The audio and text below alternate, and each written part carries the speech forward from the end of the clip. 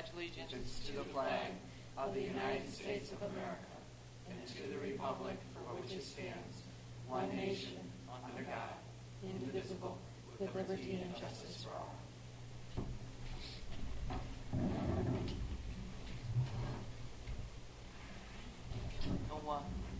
No memorials?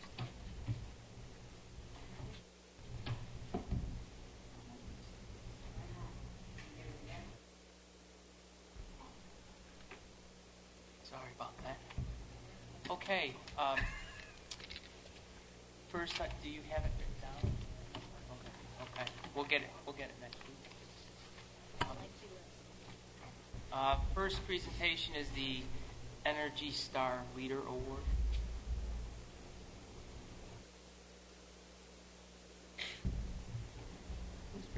I'm sorry. Mr. Ward, I believe, is here somewhere in the building. I know I saw him. I was looking for him. We do have members of the audit committee. Mr. Roeder is here. And Mr. Ward has everything, and I don't know where he is. I know he's here. I saw him. Do you want to flip into the spotlight? Let's go into the spotlight, and then we'll get back to that. I'll find it. No, that's okay. Yes, before we start, come on up, Dan. While you're getting ready, we would like to welcome Dr. Dice back. My comments. We missed you, but we have to also thank Wayne, and I'll thank him because he's not here because he doesn't like that kind of stuff. But he did a phenomenal job in your absence. I know that you were connected every day, every meeting that you could attend. You were there via phone or Skype or both. So Wayne did a tremendous job, and it was quite seamless, I'd have to say. I don't think any of us were worried that it wasn't going to be, but it was. So with that, Dan, why don't you spotlight on ELA, please? Thank you, Mr. Carbone.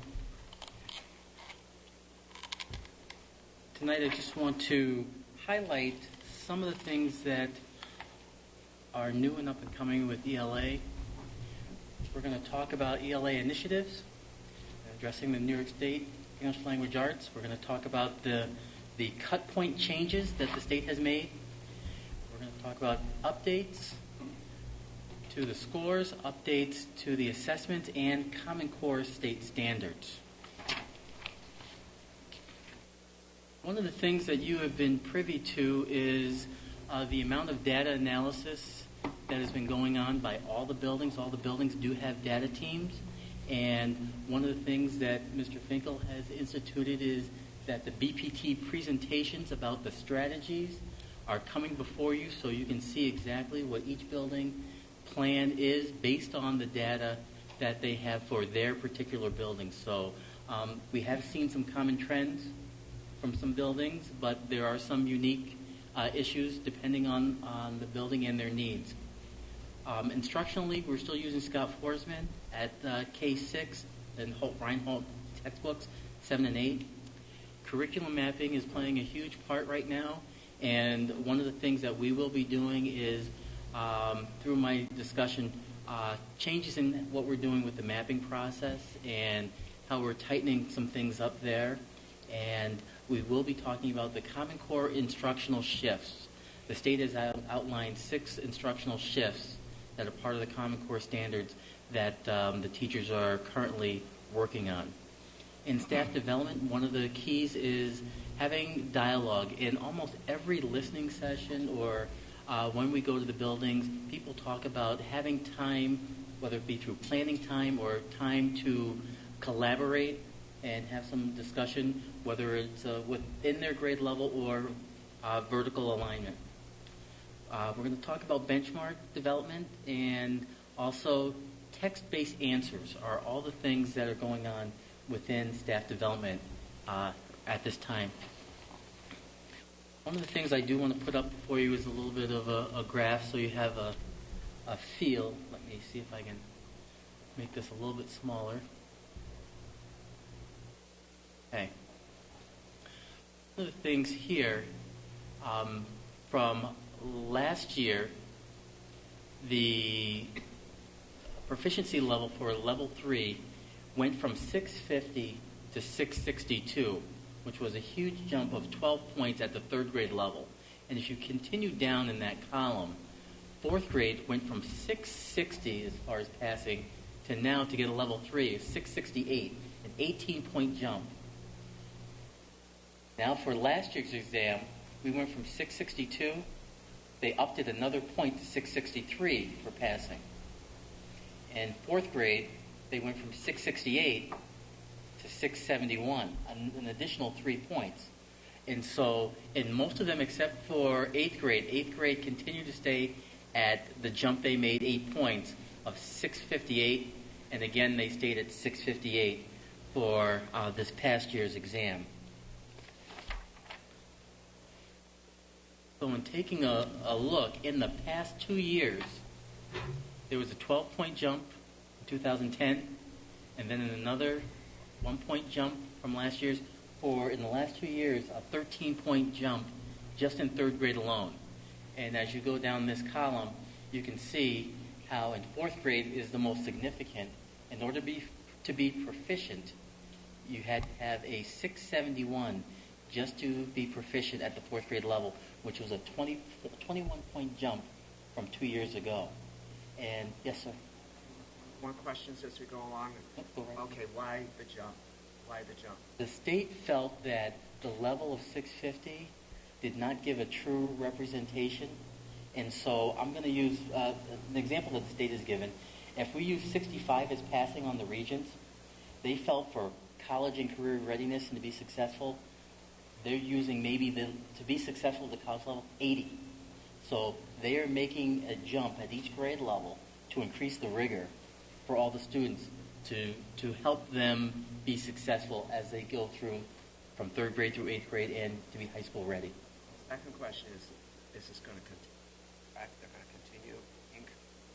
Well, right now, I don't know for sure, but the trend is there, and the state has been changing almost daily with not only this, but many other factors. Just to put up a comparison, again, in 2008, I'll just stay at the top. Allen Road was at 88. They did make it a little bit of a dip. Again, there was an 88%, but that 2010, this column here, I still held that at the old cut point for that data. But for this past year, because of the increase, down to 70. So now, because we've had the change midway, the teachers and instructionally, we've looked at what we need to do to increase the rigor and relevance for all students. And it's a new ball game, and they've raised the bar, and we have to make changes within our program to meet those needs.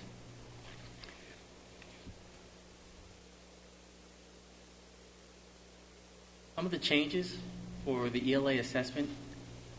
This year, each grade level is going to have 3 booklets.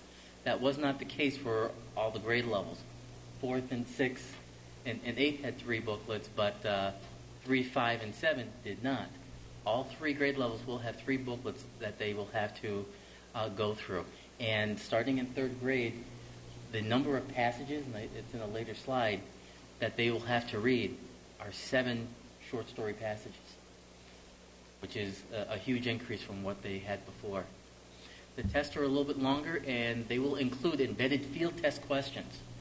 So the students will have some field test questions that will be in the test, but they will not be graded as part of their score. The state knows which field test questions are in there, and that will not factor into their score. They have changed some things with writing mechanics has been added to the rubric for scoring the extended response, which is something that is also a change for us this year.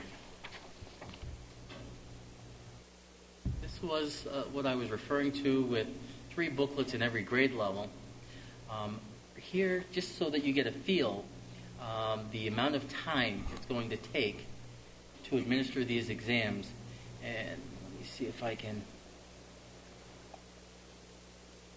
So for book 1, you can see that estimated time of 70 minutes, 60 minutes, 45 minutes for book 3, for a total of 173 minutes of assessment time. and that's just in third grade. And as you can see, as we go down, it starts to get a little bit longer, starting in 6th, then 7th, then 8th. So this year testing, we do have some significant hurdles because, especially at the middle schools, they have 3 grade levels that will be testing at one time. So scheduling is something that we're going to spend a considerable amount of time, especially for those students that get time extended, time and a half, or double time, if they have that on their IEP. Common Core shifts, part of the Common Core state standards. One of the things with shift number 1, it talks about balancing informational and literary text. As you open the Common Core standards, for all of us that remember high school English and some of the books that we read, and we read many of them, it seemed more literary than informational. Basically, in the past, it was 70% literary, 30% informational. There is a complete flip-flop now. The state is saying that we need to be teaching 70% for informational text at 12th grade or high school level, and 30% for literary. So that was a huge mind shift when I sat down with Ken Sherry at the end of last year, because, again, for 10th, 11th, and 12th grade, you have all of your literary works that you've all gone through and they've loved to teach. It's a total different shift, and we needed to make sure that we start changing. Some of the other shifts here talks about staircase of complexity, reading things that are a little more complex. We have to start introducing students to a little bit more rigorous work. And one of the recommendations, and I know that Alicia is behind me, they were recommending that we need to, not only on grade level, but exposing students to texts that are 2 grade levels above where they're at right now. One of the big shifts is text-based answers, making sure that when you're reading a passage, that you're developing questions that the students can only get the answers from the text that they're reading. Some of our students try to pull from experience and things that they know from their travels and different exposure to events, but to truly make sure that they're taking things from what they're reading, you need to make sure you develop the questions that can only be answered from the text. When they talk about writing from sources, they want students to take a look at whether it be the one piece of text or even 2 pieces of text, and making sure you can develop an argument from the sources that are in front of you. And the last one there is academic vocabulary. This one is big because they're stressing the fact that the more vocabulary and certain vocabulary that's more academic in nature that the students are aware of and can decipher, the better that they will do. So some of the things that we will emphasize, and we're emphasizing making sure that the students are getting as much informational text as possible in their reading. The text-based answers, I can't speak enough to that, because when you're reading 7 passages, you need to make sure that you can get your answers from what they're putting in front of you. So this is just a little bit of a focus as far as what we're doing with the teachers at this time with the Common Core.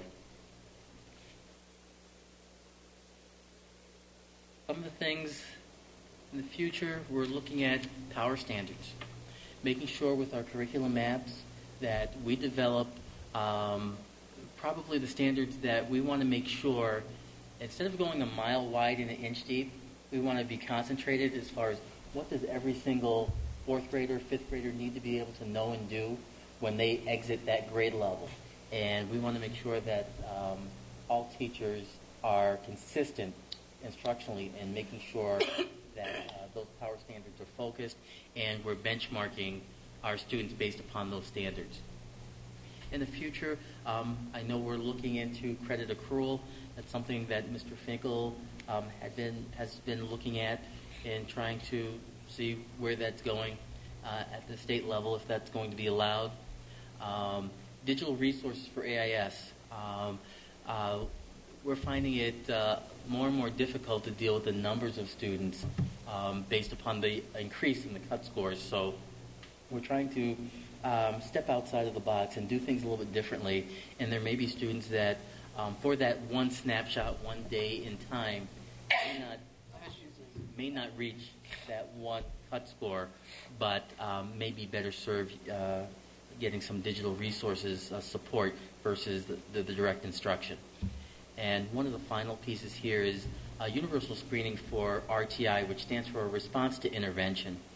By July 1, we have to provide a universal screening tool for the district that every student needs to be benchmarked 3 times a year on this measurement.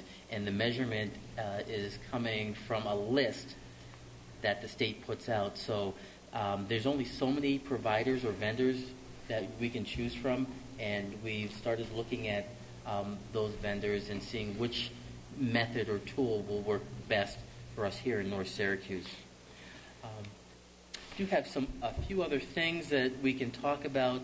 One of the things that is really particular is the state is emphasizing what we're doing when we've all talked about DEAR, or drop everything and read.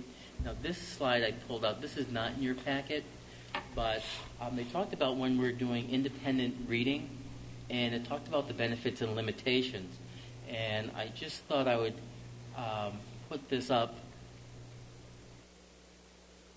because we've all had independent reading, but the state is really trying to concentrate on, okay, what's the next step? If we just let students do independent reading, down here it talks about the limitations. There's low accountability because unless we have some guiding questions to follow up after they do their independent reading or silent reading, it's reinforcing poor reading practices. Also talks about what's happening when you have students reading out loud to the classroom.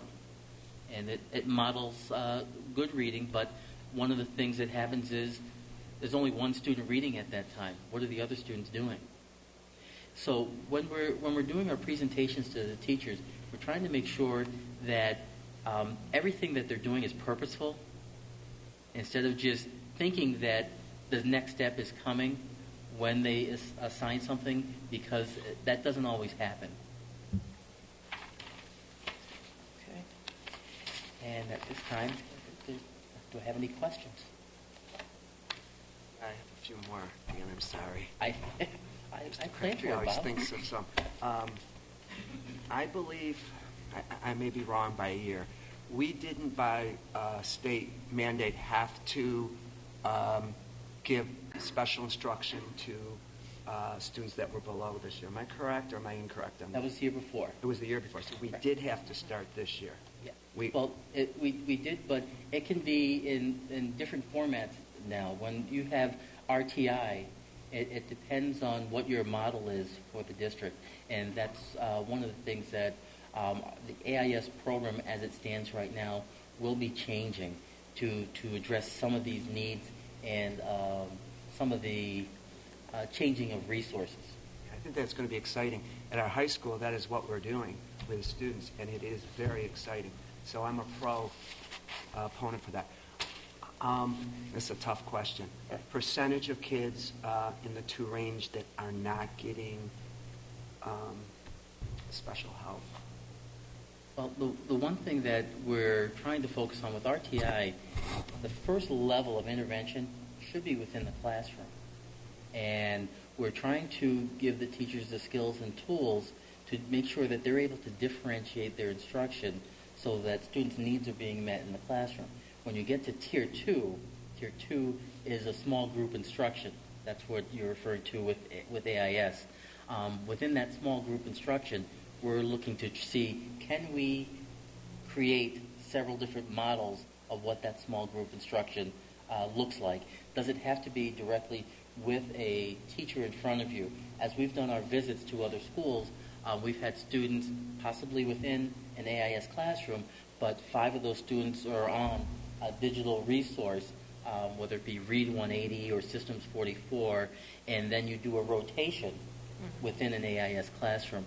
So those are some of the things that we're looking to see if we can adopt in the near future.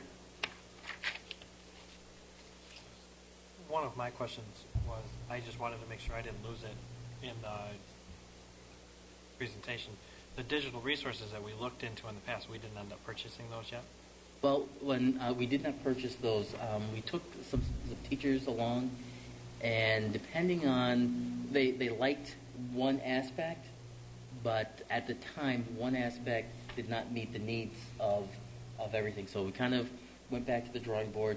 We've looked at a few more. Again, everyone looks like they've jumped on the bandwagon trying to provide digital resources, and they are costly. We have set aside some money for that purpose, so when it does come, we do have the funds to provide that.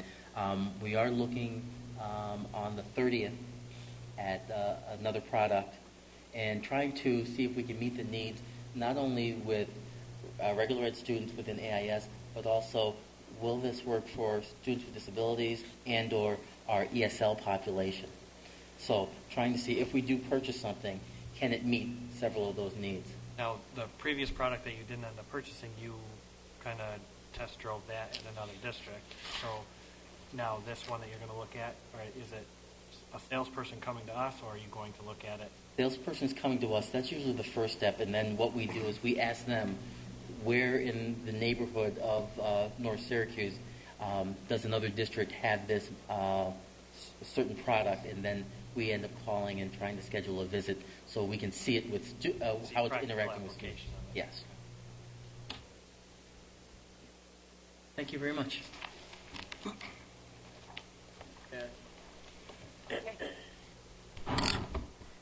Don? The district has received an Energy Star Leader Award, and what this is, it's an award for being energy efficient. To receive the award, you must reduce your energy district-wide by 10%. And by doing that, that put us in the 25% most efficient schools in the country. And we have a committee, an energy committee that's been working on these goals and sharing them with our staff who have been very cooperative to save the energy. And Mr. Ward, would you ask the committee to come up and introduce them, please? Sure. Can I get the members of the Energy Committee to come up? Carol Dino, Jackie Owens. We also have some key members from the building here as well that have helped us achieve this.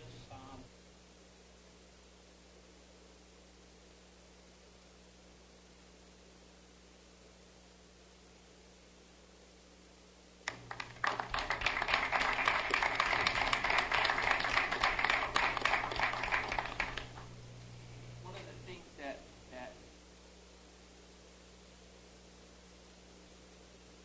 about our energy consumption.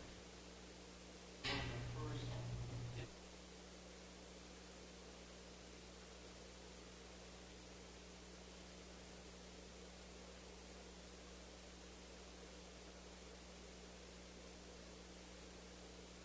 talk about how our school district and the people try to do what they can do to try to take on, because we do it. This award is proof of that. Constantly looking at ways to save energy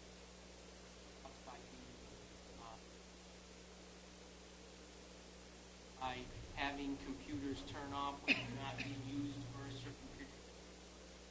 I can honestly say, and I all of my colleagues, that we really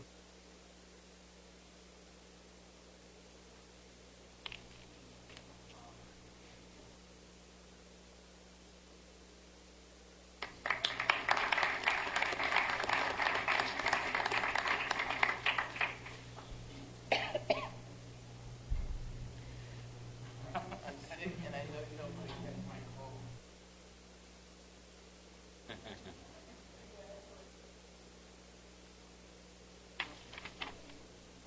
So I think you summed it up pretty well. I just to kind of put in some dollars and cents for you. Over the last 3 years, we've reduced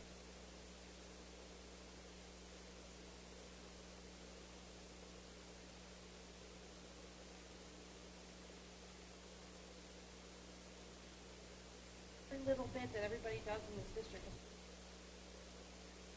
bit adds up so much when everybody gets. High school, just like 400, about 270. 70,000 square foot building. No air. Oh, no air conditioning Most and of it. parts. But I mean, if you imagine your energy bill, if you leave one or two lights on in your house, can you imagine 275,000 square feet? What's on and what's running? So you do a tremendous job. All the people in there.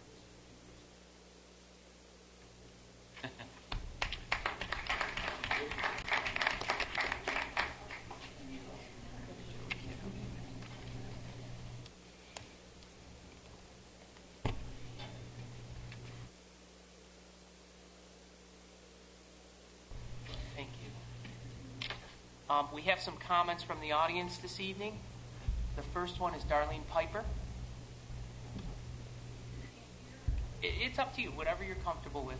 Speak loudly so we can hear you. Well, I guess Connie's overruling me. Go ahead. Come on right up. I was here in August, as you probably remember, talking two things. The first thing I want to mention is the Roxborough Road Middle School principal. I've heard we're getting a new one February 6th, and maybe a new one in April. Just as one parent, I just too much turnover. Then somebody mentioned how maybe there's been quite a few in the past 6 years. Hopefully you have one picked out. And then my other comment, who I laughed with Mr. Bowles speaking about ELA, is the movies. And I don't know if there's been a policy made yet. But again, just a couple examples. My son failed. Got a 2 on the ELA, is now in AIS reading. He watched The Christmas Carol movie with Jim Carrey, which was totally inappropriate. He watched it in English class, which then when he had to compare and contrast, he got confused as to which movie he was thinking about. And again, I hope, is that policy going to be strong enough to actually eliminate? The policy is quite strong, and I'll share it with you. But right now, it's gone to the teachers' union, the NSEA, for review. And as soon as they're done reviewing it, it will become public. Is there a stipulation in there? Because I think teachers have the idea. There's very strict guidelines of each one of the different levels from... I want no... I understand. Especially in AIS reading and writing. I think you'll be pleased when you see the policy. We've taken the time to make sure that it's a policy that addresses many of the issues that you talked about early on. We looked at what other districts were doing, and we came up with something that we think will fit perfectly. Good model. And we'll also have our legal department take a look at it and make sure that it's okay. And then in reference to, Yeah, go ahead. in reference to ROCs, we do have some, we're going to kind of be filling the position between now and the time that we identify a principal. We want to make sure that we do the process correctly, and we want to make sure that we find the best person. So please understand that we're not interested in trying to find someone who's going to be there for a couple months or use it as a stepping stone. We really want to make sure we get the right person in there. And so at CNS, we're kind of, it was the same thing. We want to make sure that we find the right person, and please be patient with us. It's something we take very seriously. And to be quite honest, I'd rather find qualified administrators right now who can fill the seat until we complete a process and identify the best person to take that school to the next level. I guess I was hoping that Mr. Obenesser would get. And so, just as a point, so in the individuals we identify, we also have to deal with vacations because they are truly enjoying retirement.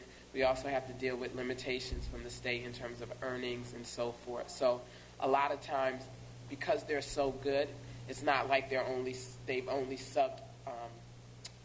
That assignment is the only subbing they've done within the year. So that's what limits our ability at times. And we would never want anyone to cancel their vacation, especially if it's to someplace hot or, golf or anything else like that. So those are the things that we struggle with. But in the case where we can find someone where we don't have to do that, I promise you that's been our goal and our plan. When is the movie proposal going to be put into effect? What's the timeline? I would hope by April. It has to go through the different processes, and I would think by April we'll have it through policy committee. Thanks for staying on it, too. Philip Clary? Up, Phil.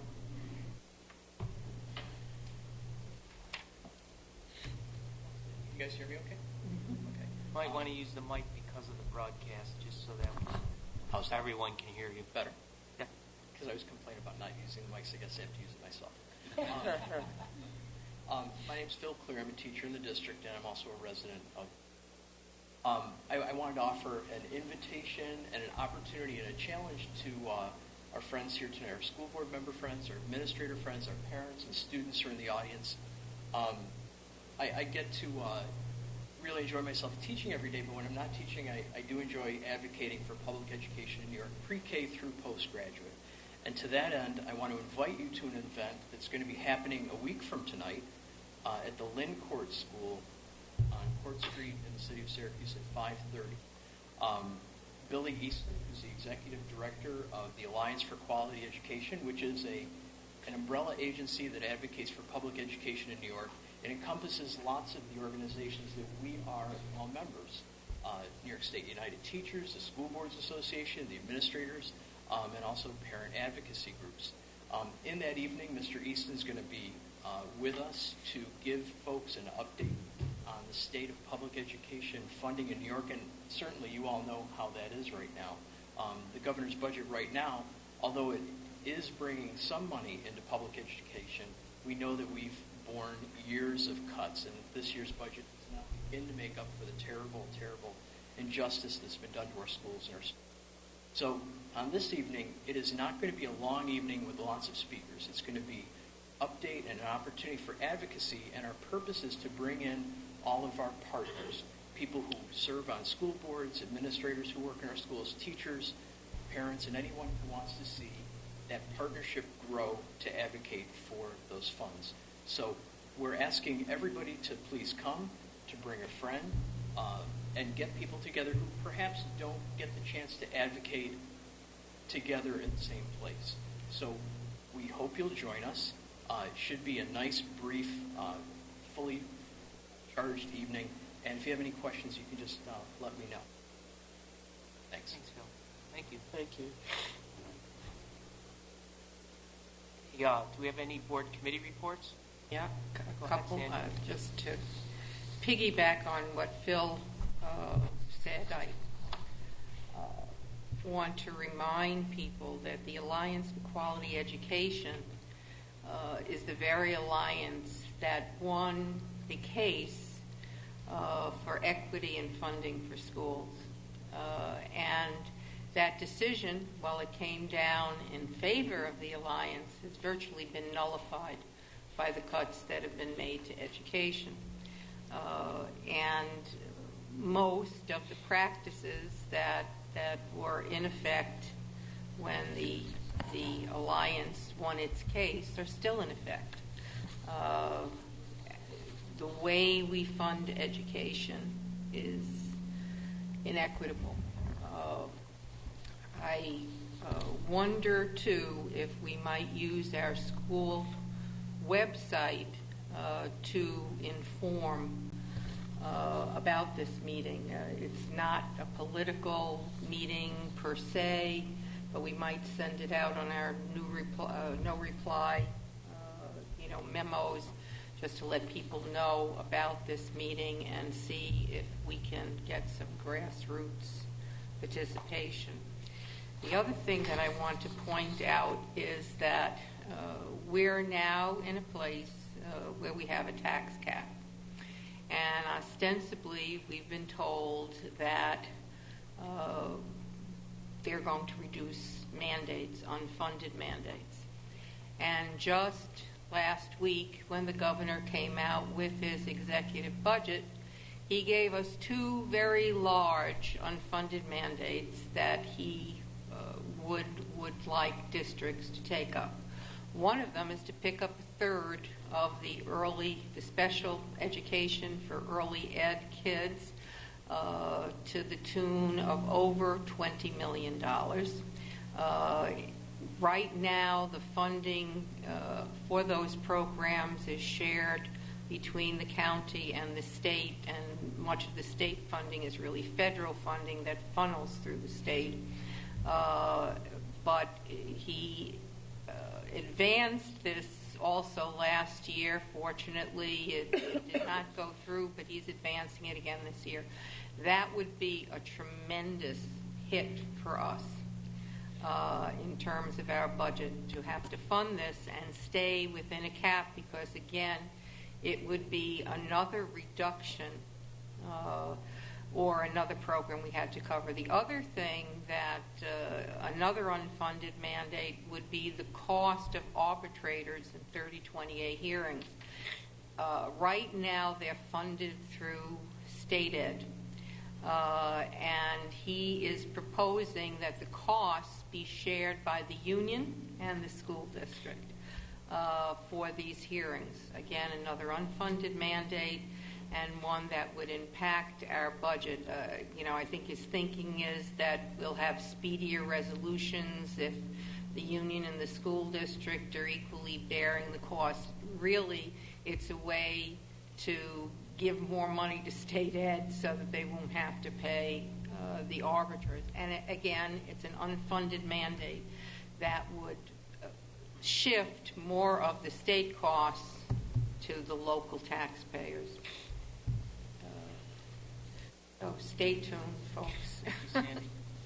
Thank you. Thank you so much. How about comments?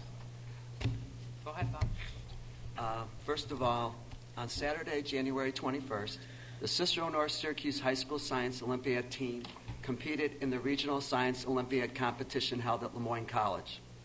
Out of 30 teams competing, CNS finished in 4th place. The team completed in 25 events which covered topics related to earth science, biology, chemistry, physics, and technology. The team medaled in 13 of the 25 events, and we were given today from Mr. Rice a list. I've asked Dr. Dice, many times we have honored the sports teams and so forth. I would like us to meet these students before they compete at Canisius College on the 30th and 31st to honor them. This is a very, very stiff competition that they participated in. They were in 6th, and now they're in 4th. They work very hard. It's only a group of about 20 students, but they do so much, and they put in a lot of effort. And I would like the board, before March 30th, 31st, if possible, to honor these students and send them off to Canisius College. So you stole my thunder, but it's okay. Oh, I did. I am so sorry. He's a thunder. I am a bum. Now, next Monday, I would like to go to Phil's thing, but next Monday, supposedly we have a tour of Smith Road. I don't know if the other board members want to change that date or stay with that date next Monday. But I also would like, if possible, to invite the architect. I know some of us have questions, and I know we have the maintenance people going to be there, John. But I would like to have the architect people there, too. So if we have any concerns or questions, that's possible if the board wants that. Not sure there's much It's not going to do I mean, much there's good not now. gonna I know, but yeah. Already up. But okay, now my last one that I'm going to bring up, and I don't want to go into a lot, but I just want to inform the board. That deals with our snow day, which we didn't have on a Friday. And I don't want to go into the discussion of it. But I want you to realize a couple things. Many other people in the community depend on whether we're having, the announcement of whether we have school. For instance, let me tell you, on Friday of that week, Meals on Wheels waits to hear if the North Syracuse Central School District is open. Because you remained open, they remained open.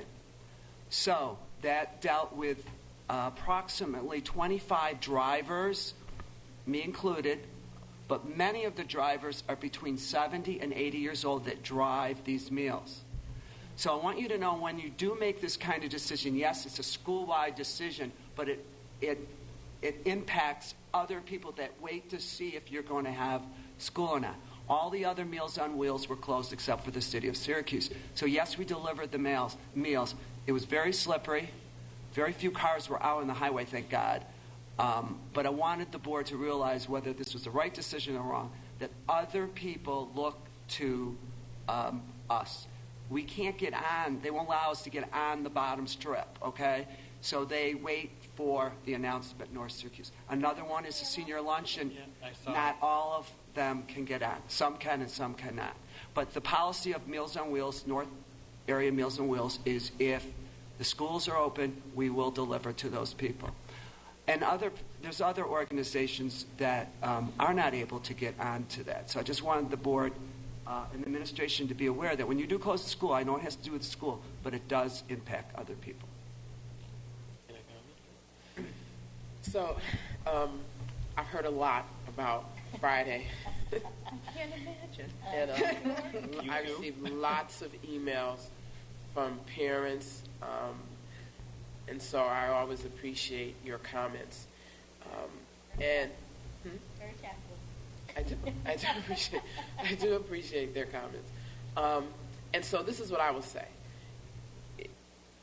Calling snow days is like deciding if you want to have a snow day, or if you want to make the call to have a snow day or have a root canal. Okay? And to be quite honest, I think most of us sitting around the table who've had to do it would prefer having a root canal. And so it takes an enormous amount of time, stress, and conversation to decide whether or not we are going to close schools. As a matter of fact, that conversation starts the day before, between checking the weather reports, having conversations, making sure everyone knows to be on deck when that phone rings, making sure that everyone who should be checking the weather is still checking the weather. And in certain situations that I've been in, the expectation of certain individuals driving around the community to see what's going on. I haven't said that yet to Ray. And so, or to Donald. But it is truly a time-consuming process. And so when we start the conversation about whether or not we are going to close, we take into consideration all factors. All factors. Are we ever going to please everyone? We all know the answer is no. On the flip side, I do have to admit that as much as I hate the snow, we live in snow country, okay?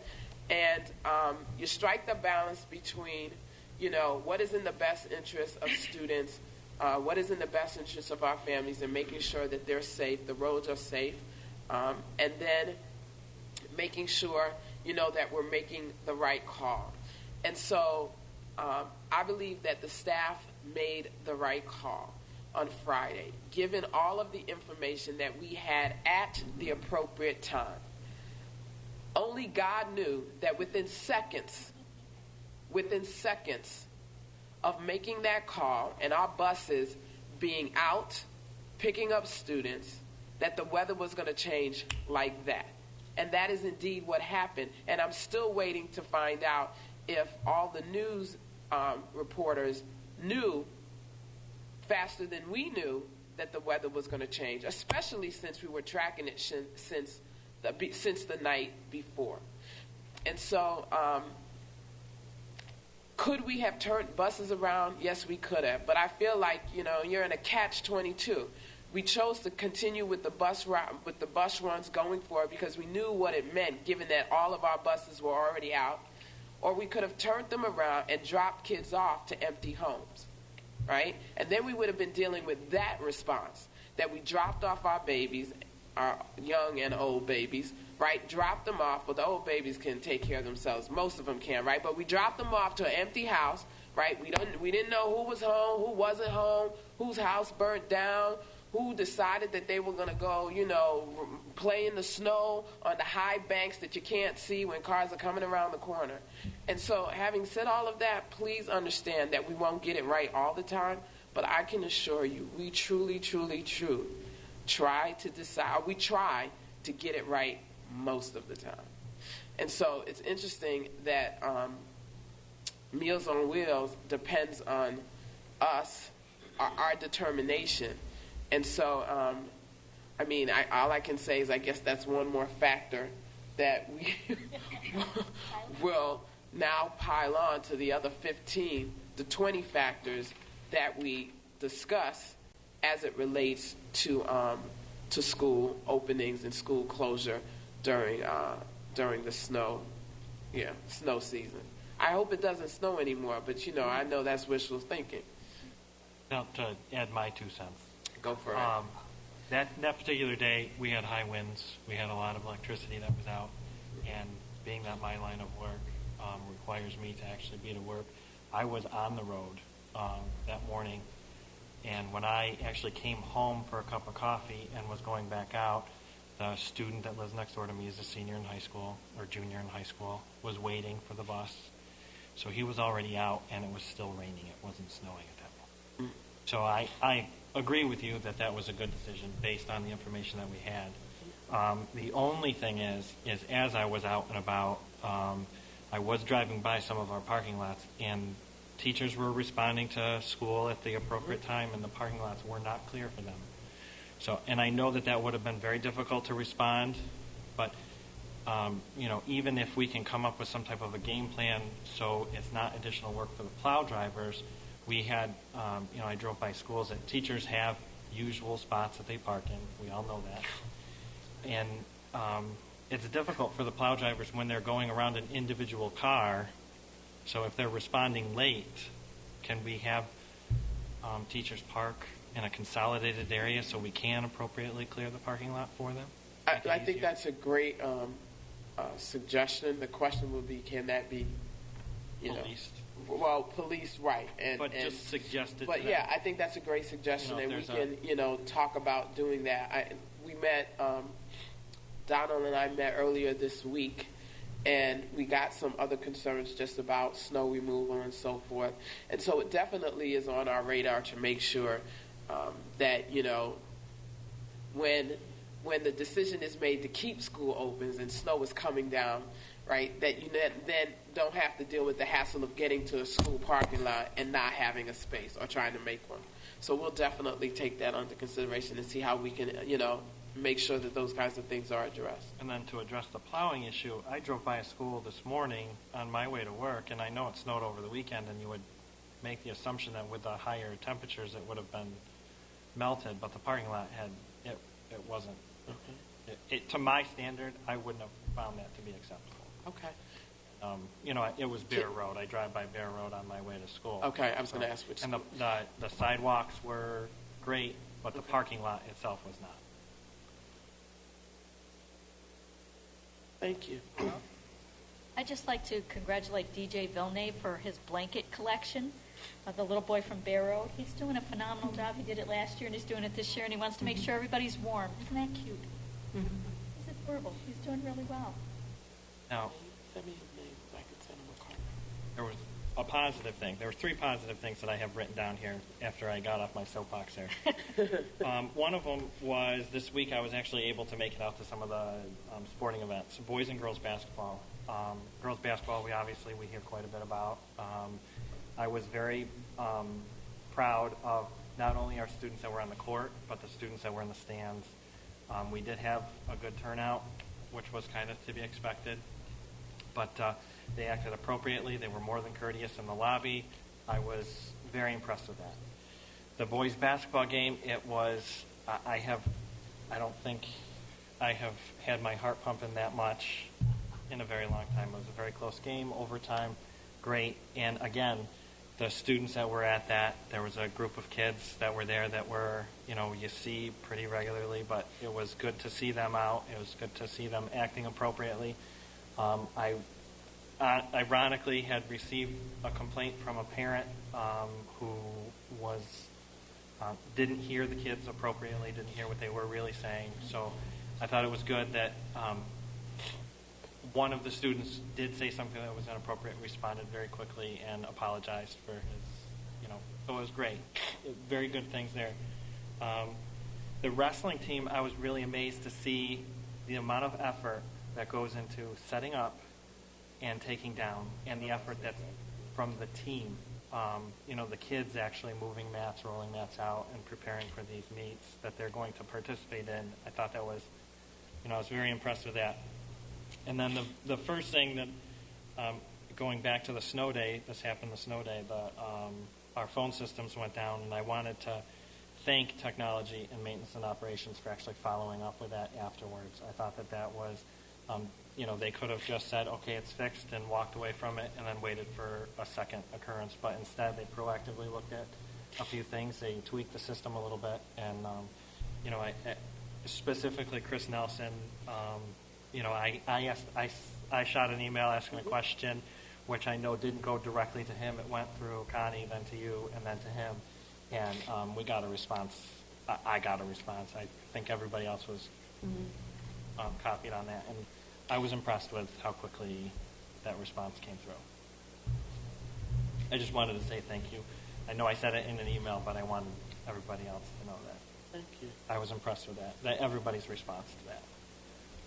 Again.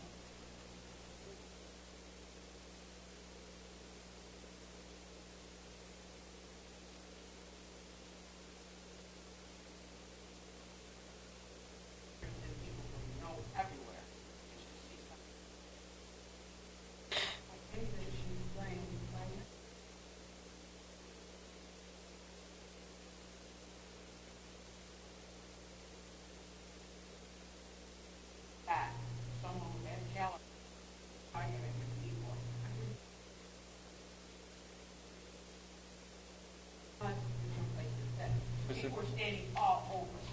Her family was actually. Her family was sitting with standing. us. Yeah, they were standing. You need to put another batch of bleachers out. I mean, they were bad. Even if you go to churches, everybody moves by the center. It wouldn't work. There's no room. I just feel that one section of that, those mats could possibly go to another gym just because of the amount of people that come to see their play. Okay, they were in both gyms. We used the gym downstairs and the one upstairs. Right, but you know, they were all wrong. I know. I'm just saying. I don't know what to say, but you can't have all those people come in and pay money. I agree. Watch somebody that they want to see, and they have to stand and watch it. I agree. Not what we got. That easy. And I think They don't put right. them all out. That's what she's talking. Right. No, I understand, and I think the fact is that given the amount of people who come to basketball games, we can definitely take that into consideration. I guess the other part, right, from the school standpoint, is Bigger. right. Yeah. We're, So we need we're a bigger fifth. gym. I don't know if people realize that our girls' team is 5th in the United States of America. Yeah. Not just the state of New York, we're number 1, but our girls' basketball. And it's starting to bring a lot of the community there, and that's what Kay is saying. You need to have all the bleachers out for the game. Right. They do for the boys, so they need to have for the girls. Contrary to most people's beliefs, not every student is a Division I athlete, Right. pro prospect. They come through our district or any district in the United States very, very infrequently, and she is one. So it would naturally. Beth Mullen's one. Beth Mullen. Yes. Yeah. Very That's frequent. when I remember. Well, I was going to say, Colette. Maroon. Anyone? But we'll talk with Tom. We had a stint in the early '90s, and Had quite a few All-Americans. yeah. That's what I said at that game. I mean, I've seen the turnout for a girls' game that much. It wasn't uncommon. Anyone else? Dr. Dice, did you want to say anything else? So everyone stole my thunder. One of the things that I want to do at board games is really kind of highlight some of the great things that are going on with our students. And so we can talk a little bit about, we can continue to do it just the way we do it, or do we want to highlight, like you said, you want to have us invite the Olympia team to come and meet them, but there's so many other teams that whether they're going to a competition or they had a great winning season or someone had a great match or a great game, that we can at least highlight students. And so you'll see more of that. I want to at least talk with the board about what's the best way to do that, because the reason why we're here is for all of the students. The ones sitting in the audience, I'm sure you're here because of PIG. So we'll keep it moving. The other thing is that I do want to first and foremost say that I'm happy to be back. Although I didn't feel totally disconnected because I was always calling in. All I can turn around and say is that being a mom is an amazing, amazing thing. And I am loving every minute of it. I could care less when I'm sending emails at 4 o'clock in the morning and she's giggling and laughing and not ready to go to sleep. It's an amazing, amazing experience. And as I said to the junior high school today, when I first got here, and anyone who knows me and we've talked about just education in general and the work, I love my job. I love the work that I do. I love everything about this work. Because in the end, we know why we're here. But when you become a mom, it totally takes it to a whole nother level. And I am beyond, I think I was most definitely committed before, but I'm at the point where I know I can do a couple even more crazier things because I am beyond committed now. And so every conversation, I can assure you, if you had any doubts before, every conversation that we have about what's in the best interest of North Syracuse Central School District, of our kids, of our families, will revolve around ensuring that our young people receive a quality education to be all that they can be and to reach their full potential. And I say that with all of my heart. I just get emotional when I think about it. But I'm happy to be back. I'm happy to delve back into the work. I missed all of my board members and my staff.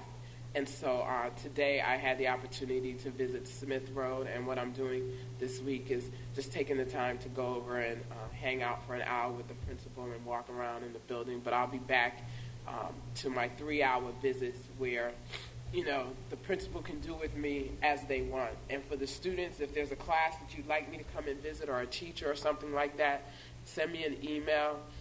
Let me know, and I'll come and visit your class. I've said to board members, any of you who'd like to come with me, I know you have your day jobs, but please don't hesitate to send me an email and say you'd like to do the visit. I'm looking forward to bringing Gianna to the sporting events. She's already got her CNS T-shirts, so I can't wait to put them on. She just has to get a little chunkier. But, it's all good, and, I look forward to just, making sure that we stay committed to the task at hand and that we move forward with some of the things that we've begun. One specifically is the development and final draft of the strategic plan. So more to follow on that. But thank you for all of you who sent me well wishes, cards, gifts, emails, all of the above. It was awesome, and I'll see you in schools. Thank you. The participation in government students, come on up, we'll sign your forms for you. Any one of us here can sign them. Esther. 48 degrees. Okay. How's the bowling team? Joe, I'm so proud of you. You're senior now, right? Okay. Okay, I do. Okay. Okay. And you're sure Team's doing great. What's your average? You're welcome. Yep. Oh, what's your average? Keep your focus. So, All right. Wonder girls. Yeah. Oh my God. That's so much. Chip on the cord, number Yeah, one. please be careful. take care. I'll let you know. Yeah. Thank you, Josh. Honey. Yeah. Okay. Routine action items. Do we have any questions on those? No? Yeah, go ahead. Motion to take them as a group. Motion. You scared her. Jumped out of Motion the to take them as a group. Second, Michael. First was Sandy. Recommended action is to approve A, B, C, and D as submitted. All in favor? That's unanimous. Discussion action items. Item A is the request to approve permission for North Syracuse Central School District student to be an independent athlete with the Manlius Pebble Hill ski race team. Any questions on that? We've done that in the past when there's an athlete. We did it for a young gymnast who went to Baldwinsville. So if there are no questions, the recommended action is to approve that resolution. Motion, Bob. Second, Tony. All in favor? That's unanimous. Item B is the military honor roll. Hung in there, Brownie. Who's going to take that discussion? Here. Okay, Brownie. This is only the second meeting I've ever been to. You dressed up for the occasion? Can I answer anything? Well, that's what he dresses up all the time. He's just lucky it's 50 degrees. Got to take care of the athletes. Okay. And I need to see the pictures of the baby when we talk. She's beautiful. I know, I haven't seen her. Okay, go ahead, Brownie. Well, I don't know what exactly you need to hear. It's kind of moving along. I've made contact with each of the branches of the service. I've sent them the information of the diagram of how it's going to look. Requested a couple things from them, such as names of students who have gone through our school. And we started with the year 1982 because that was the first year that we, at least in part, put the two high schools together. They didn't totally come together until 84, but there's that 2 year of no man's land, so I figured it was only fair that from 1982 on that we would do it. We've got probably about 100 names so far from different branches, and so those would be put on right away, and then what we would do, and Stan and I have talked about this, we'd probably put something in the newspaper or put something on the website and request the names of people, which we've already started to get from a number of different people. Tony's son, for example, Bev Hill's daughter, who's now, what is she? She's the direct liaison between the United States Navy and President Obama, so she's down in Washington now. But we've got quite an interesting group of people. Not all of them were obviously in situations where they were putting their lives on the line, but if they were willing to sign that piece of paper and take the pledge, they certainly were willing to do it if they were called to do it. So you don't have to have been in a war zone to be put on that wall. I think, I don't know, Stan has showed you the diagram that we came up with. It's not really, really crazy. The one thing they did suggest maybe was to put a kind of a silhouette of the American flag in the background, and you can purchase those, but they're kind of expensive, so we kind of put that on maybe we will and maybe we won't do it. We got the prices from Vic at B&T in Fulton. Thanks. That's cheating. That's just the answer. B&T Sport in Fulton, because they've done all our trophies and stuff in the last few years, so we got all that from them. And that probably kind of brings us to where we are now, and that is that we now have to do it. So at some point, you have to take that gavel and hit the gavel and say, yes, we are going to do it. I think it should be done. I don't use those machines too. I can run ultrasounds and whirlpools and everything else, but I'm not very good at this. But this was in the newspaper just the other day, this weekend, and it's got the statistics of the people that have been shot and harmed and being in harm's way. Some of them were our casualties too, but they're not all from our place, our school, but from the schools and from this country, and certainly a lot of the people in our area. So I think that kind of initiates that we should do something. A lot of schools are doing something and have already done something. We've done nothing. And as I said to Stan, I'm kind of embarrassed by the fact that we haven't done something. And it's not trying to shame you or anything. It's just that I think we should do something. So that's kind of where we are now. So I guess it's kind of up to you and to make the decision. We have the spot on the wall that we're going to put it. It's just across from the wall of distinction that we have at the high school right now. It's just off slightly to the one side. And I guess, too, what we talked about is that the Wall of Distinction Committee will kind of oversee that program, or may oversee that program once we get it rolling. So that's where we are at this particular point. Just a comment, I think it's a super thing, and great. long overdue, and I would like to see us follow through with it. It's a great idea.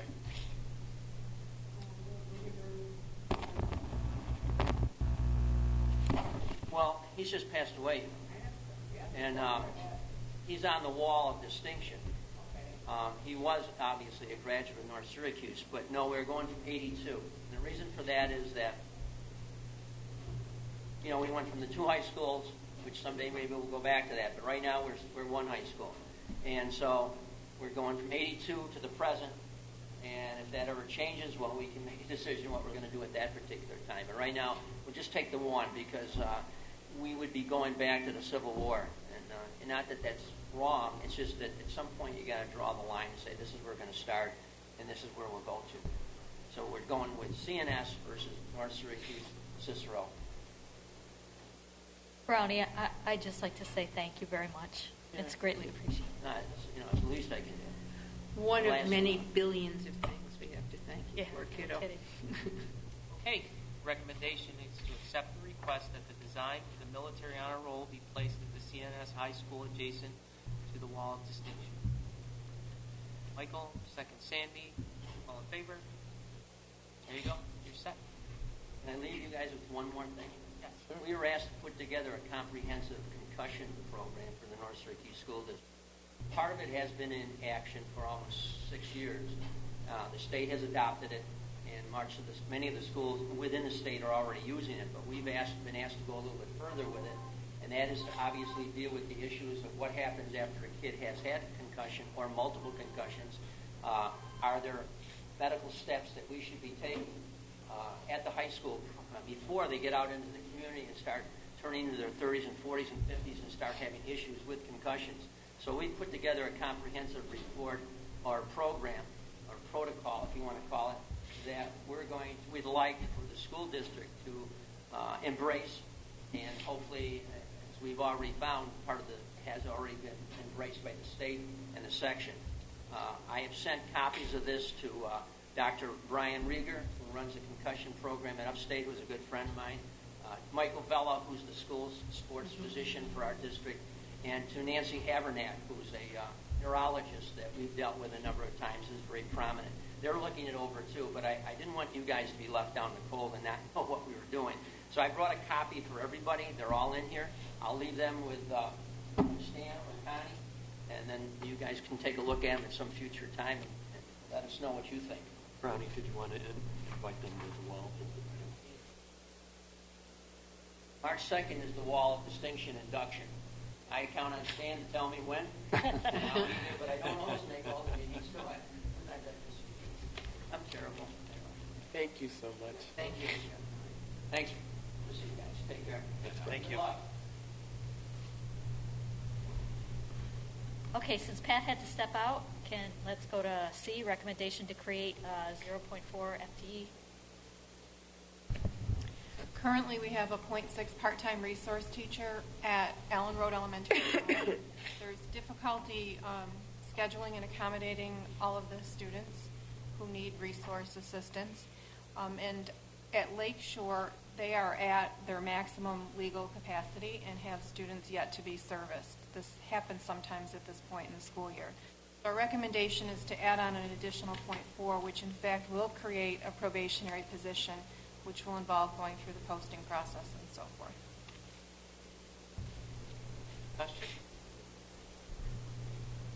Recommendations to approve the resolution? Bob, second Pat, all in favor? That's unanimous. Item D is the authorization for appointment of an underwriter for the refunding of certain serial bonds.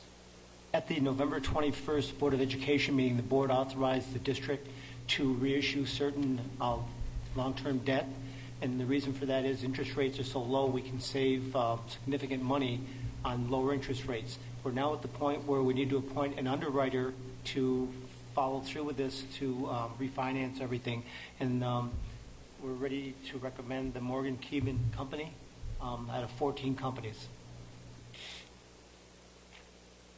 Questions? Discussion? Recommended action is to approve the resolution with the below roll call vote. Motion? Tony? Second? Michael? Ed Carbone? Yes? Tony Broccoli? Yes. Catherine Zipper Humphrey?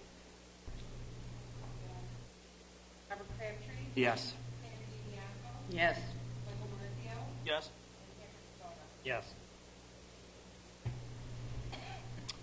Item E and F are policies.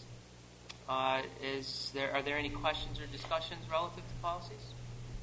Motion to take them as a group. Pat and Tony.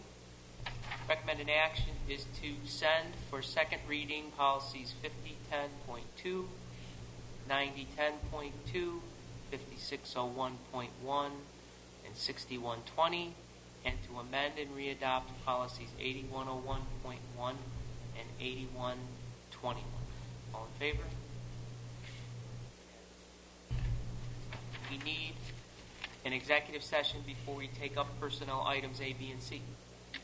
Okay. Second, I'll second it. All in favor? Okay. We'll be back shortly.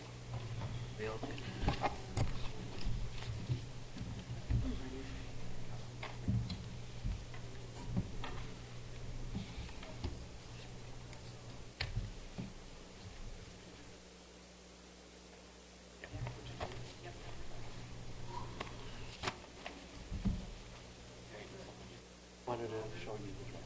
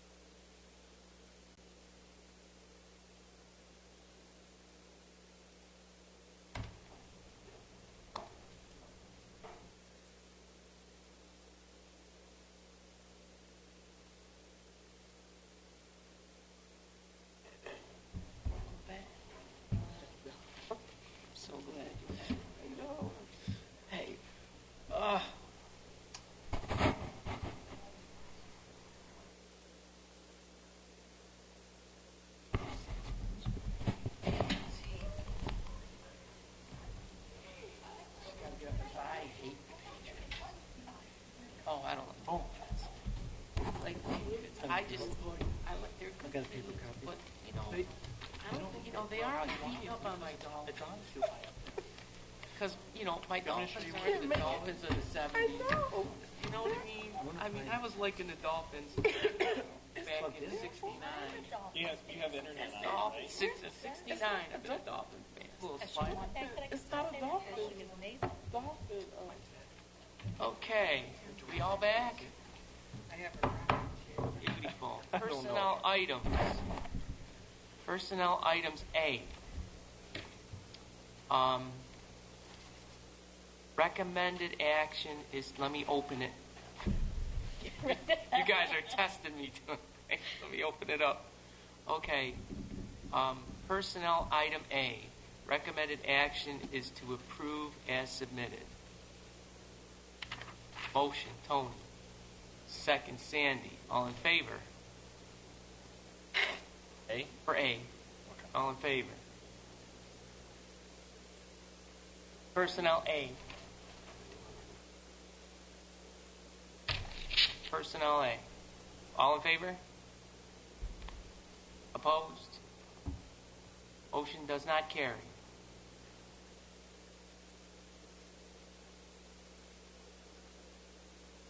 That means that motion did not carry. We can separate the item out if you so choose.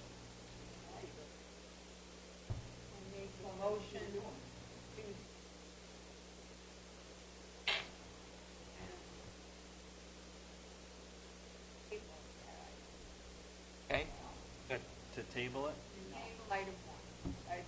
Table Oh, curriculum. Well, no, that's not going to work. That's not going to work. The recommended action would have to be to approve item A minus the item in question. That would be the motion. Yeah, we know. We don't. They don't want it. No. I mean, That's if you not want the to, we're motion. going to That vote motion no. would fit. We're gonna vote That no, motion but- would fail. That motion You would can- fail. you can do it. The motion is to, I'll make the motion to approve item A minus. But can I, just to speak to this item, a few different things came up in executive session. I would really like the fact that maybe we follow up on this again. I know that we've already tabled it once, but I think that we should probably table it a second time, have a discussion with the direct supervisor, a director with a direct conversation with people that have direct supervision of this person. Okay. I think that would be valuable versus making. Can I just, Robert Rules of Order, there's two separate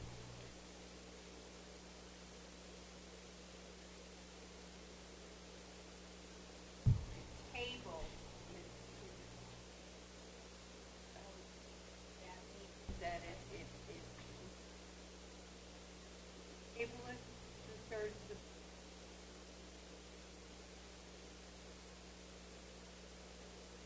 Like the first option, Just to remove it until. for further consideration. That sounds more. No, we did remove it. We removed it from the agenda.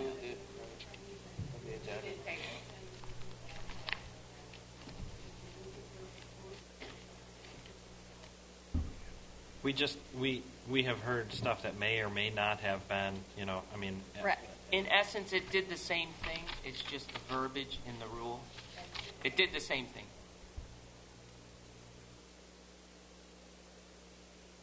motion that we,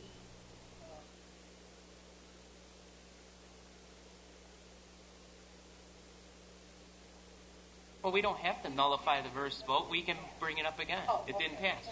We don't have to nullify that. okay, so that we remove, Well, it's not getting what you want. It's getting the other ones done. right. The other ones, you don't want to vote down all of them, right? No, not at all. Right. No. Okay, go ahead, Sandy. That we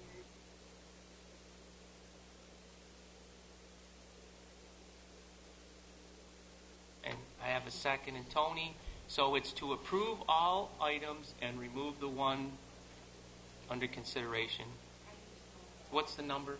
What's the number? There's no number. It's under There's no number. co-curricular. It's the Co-curricular. co-curricular The at the high school, volunteer. right? Isn't that the one? Right, at the high school. Co-curricular at the high school. Got It's it, the Connie? co-curricular volunteer, not the other co-curriculars. Right. You got it? Okay, all in favor? Go ahead. It'll be brought up again. Oh, no, that needs to go for anybody on it. Not like that. Correct. We're Correct. fixing it. Right. That's not No, the way I see, I Yeah, no, we're fixing it. That. Everything except that. Okay. And we have to have a volunteer for that job, whether it's the person in question or somebody else at another time. We're just But I saying. am not going to vote to table it. We'll take the first Right. vote. No, right. I We'll understand. I know. We'll take. we're all Understand. set. That's.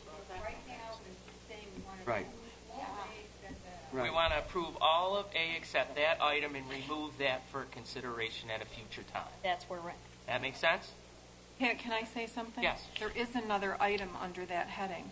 Correct. There is an individual asking to be approved as a volunteer, no pay, for drumline at the junior high and the high Yeah, school. but well, just to remove the one at the high school. Just the one individual.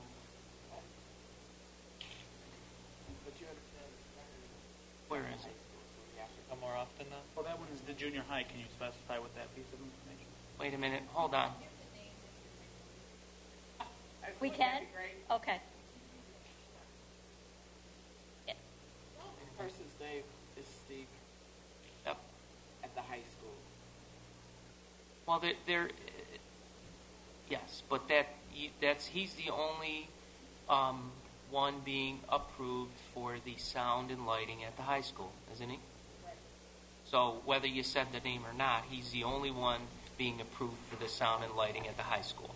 So we're approving everything but removing that one. Is that okay? For further Got that one? consideration. We have a motion from Sandy and a second from Tony. All in favor? That's unanimous. We okay with that? You don't. Okay. Okay, support staff. No. She's asked for a vote. Am I correct, Sandy? You want a vote to table it, or Patrick? No. That was no. just, No. we're just taking He it was, off. Patrick was Okay. having a discussion. So it'll be back to the next meeting? Maybe, maybe not.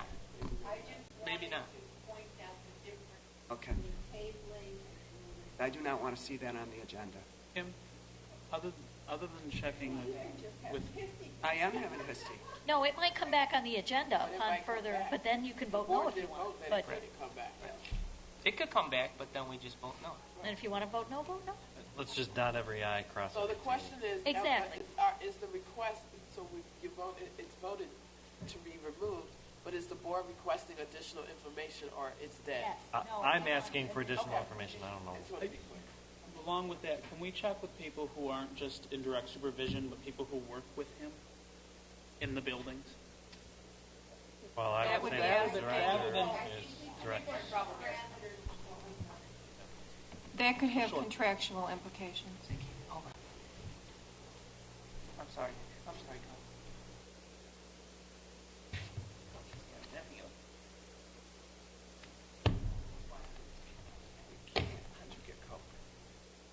Go. Okay. So item A is taken care of, correct? And everybody understands. Item B, support staff personnel. Recommended action is that we acknowledge B as submitted. First, Sandy, second, Tony. All in favor? That's unanimous. Personnel C. Recommended action is to approve personnel C as submitted. I got a motion. Let's see. I got a motion from Tony, and I've got a second from Pat. All in favor? Opposed? Motion carries.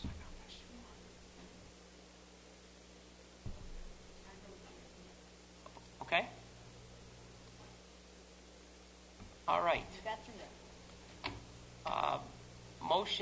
I would like to make a motion that we move into executive session for the purpose of receiving an update on negotiations with two district bargaining units to review one legal matter relative to potential litigation and to review the employment history of 5 individuals with no action to follow. Second, Tony.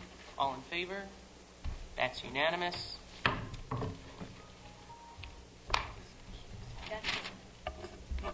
With all the complications,